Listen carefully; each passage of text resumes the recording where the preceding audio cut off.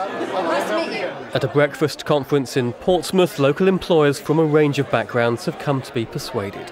Events like this at Fratton Park are essential if the government's apprenticeship programme is going to succeed. Not enough take on young people, especially small businesses. Here the message is that skills are vital for growth locally and for the wider economy. We will consider it, definitely, yeah. I think I'll go away feeling quite encouraged today. I think we all sort of, I don't know, complacent perhaps about the way we work, and we do need youngsters to come through and help us. I mean, I'm not getting any younger, unfortunately. According to the Centre for Economics and Business Research, the average person completing an apprenticeship increases business productivity by £214 per week. It can lead to increased profits, lower prices, better products and higher wages. They're investing in the skills and the training of their workforce, and they're getting the return and the motivation and the willingness of their individuals to go the extra mile and to progress with the company, which helps their business grow. The message is slowly getting through. At this legal firm in Dorchester, 3 apprentices were recruited from 50 applicants. University was the other alternative to the apprenticeship, and to be honest, the costs of university are steep, and doing it this way, we earn a living, we get all the experience we would from uni.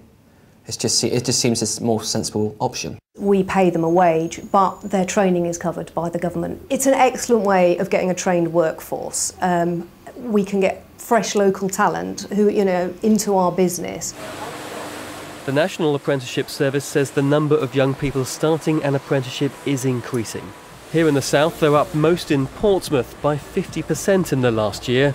Southampton saw an increase of 8%, and Reading saw the smallest rise, up by just 1.3%. There's government money on offer to encourage companies to get involved. Employers with up to 1,000 people can get grants of £1,500 for taking on a young person. This manufacturing plant in Dorset produces rubber seals. It's built a bespoke training academy where students learn the skills the business needs. We believe in growing our own timber, and if we can grab them at an early age from school, then we've got a chance of bringing them in, showing them how we do things and training them. In fact, we don't view it as a cost or an investment, we actually view it as the right thing to do. Some already prioritise training, but they're in the minority. The hope is that more businesses will get involved to create opportunities for young people, which in turn will address the skills shortage in the south. Alastair Fee with the last in his special reports this week. Well, a little earlier I spoke to Amanda Richards of the Education Business Partnership. And I began by asking her how more businesses could be persuaded to get involved in offering apprenticeships.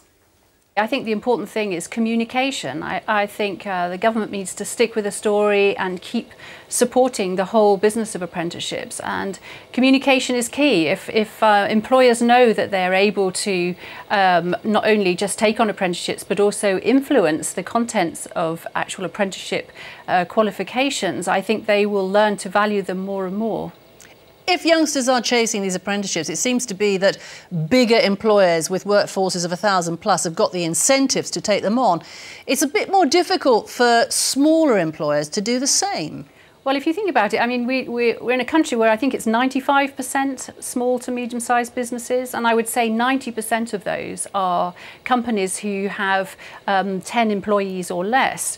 So for them to make a decision to take on an apprenticeship is a very important one. But there are, my company this week has actually been asked by the National Apprenticeship Service to promote the grant that's £1,500 to an employer if it's the first apprenticeship that they've taken on this year, up to a maximum of 10 new apprenticeships. So there's a reasonable incentive there for employers to take on young apprentices. So, but as I said before, actually information is key, and I think if they can recognise the value of it from developing their own employee and developing their skills, I think there's lots of potential there. I think briefly now, if you would, I mean, there is a big difference in attitude in Germany to the structure they have there to here, and certainly you have schools and businesses with a better integrated system than here.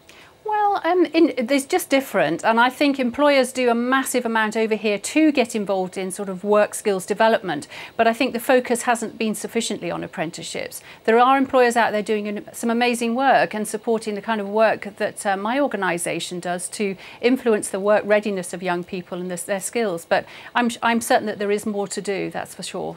Amanda Richards, thank you. Thank you.